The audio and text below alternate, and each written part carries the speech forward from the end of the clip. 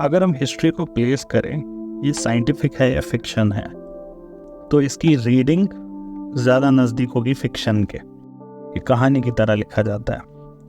इसका मतलब ये नहीं है कि historian is making a fact. Fiction में तो you make up the story.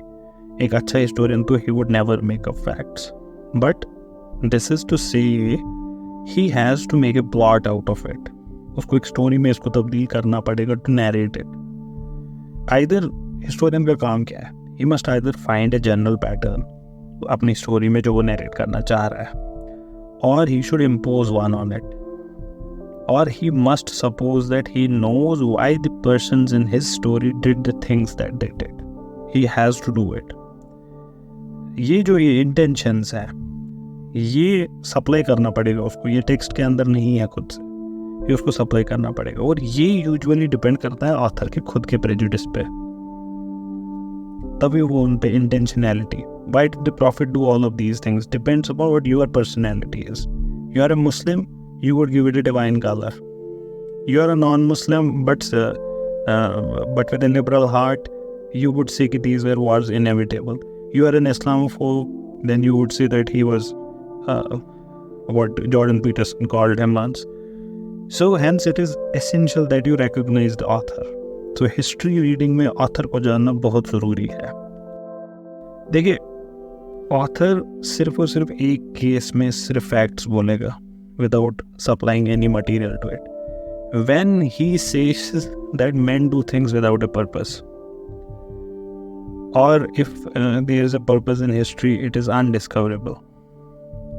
In other words, he has to say there is no pattern in history, but that is not true. There's always a pattern. A good historian is able to find the real pattern, or he is the closest to the real pattern. ये आपका पहला rule है। अब ये चीज़ें, इसको आप overcome कैसे करेंगे? इसीलिए हिस्ट्री पढ़ने के लिए you read many accounts of it, so that you would find the सब में कॉमन क्या है, what is the agreement over. So ये आपका पहला रूल है हिस्ट्री पढ़ने का। हिस्ट्री एक की पढ़ के फैसला ना लें। दूसरा, हिस्ट्री कभी कभार, मतलब why should you read history of Turks? Why should you read Rise and Fall of Roman Empire? Why should you read Raj Tarangani, The History of Kashmir? All of these books, History of, say, Pennsylvania. Why should you read these books? Many a times, many accounts of histories would seem irrelevant to you. And that's natural, that's okay. You don't feel associated with it. There are happenings in history of which nothing remains but accounts of it. जैसे Thucydides की एक story है about the Peloponnesian Wars. ये जंगें लड़ी थी Greeks ने आपस में, दो गिरोह में बट गए थे वो, स्पार्टा और एथेंस, दोनों के अपने अपने गिरोह थे और आपस में लड़े थे काफ़ी साल, ये जंगें चली थी। ये इसका वाहिद अकाउंट है और ये कहीं पे भी आपको हिस्ट्री में नहीं मिलेगा, और इसकी कोई रेलेवेंस भी आपको लगेगी नहीं कि कोई है। Even then there is a lot of relevance. You will learn a lot of things from it. For starters, we can know from it why the things that happened after it happened the way they did. जैसे, by knowing the story of the prophet, you would be able to understand why did Qadsiya happen, why did Yarmouk happen, by understanding the events preceding it. So by understanding these words, you can understand how did Athens develop, how did this Alexander come into being. You would be able to know that if you know these. अब उसको आगे बढ़ाते जाएं, आप खुद तक पहुंचेंगे। How did Islamic civilization rise? Now that's not the only thing. अगर आप Thucydides को पढ़ेंगे, he himself says why he is writing it. He says that he was writing so that men in future would not repeat the same mistakes. तो history को आप महज इसलिए नहीं पढ़ते कि आप जाने कि हुआ क्या था।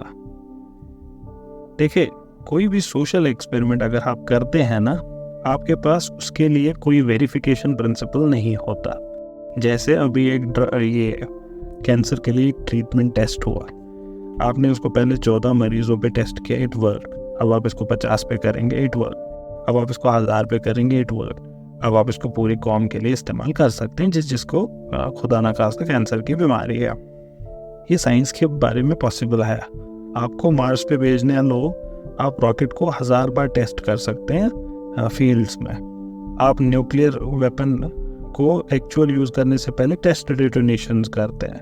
आप मिसाइल्स को टेस्ट रन करते हैं। आप गाड़ी का टेस्ट रन करते हैं। आप एरोप्लेन्स का टेस्ट रन करते हैं। आप मोबाइल फ़ोन्स का टेस्ट रन करते हैं। जैसे फोल्डेबल जब फर्स्ट टाइम आया तो पहले सैमसंग वो उसका कितनी बार फोल्ड होने के बाद ब्रेक होता है वो टेस्ट किया। लेकिन सोशल एक्सपेरिमेंट्स में ये पॉसिबल नहीं है। If you want to bring a social policy, जैसे हम कश्मीर में फैसला लेते हैं कि we are going to change this one thing and we are going to do something else, social change की बात मैं कर रहा हूँ। इन चीज़ों को समझने का तरीका सिर्फ और सिर्फ एक है कि हिस्ट्री में जब ये किया गया था तो क्या नतीजा हुआ। इस वजह से history becomes very important for understanding any social phenomena. So if you are say for example promulgating a thought कि we should study, yeah, we should burn these books, we should concentrate on our own work, you should go back in history and find instances when these things were done and see what were the results, so that you are able to better formulate policy for tomorrow. यहाँ से हमारा दूसरा role emerge होता है। Read history not only to learn what happened at a particular time, at a particular place, but also to learn why men act the way they do, why they act the way they do right now, what had happened in history that they are acting, how they are acting right now, and what are the implications of that act for future.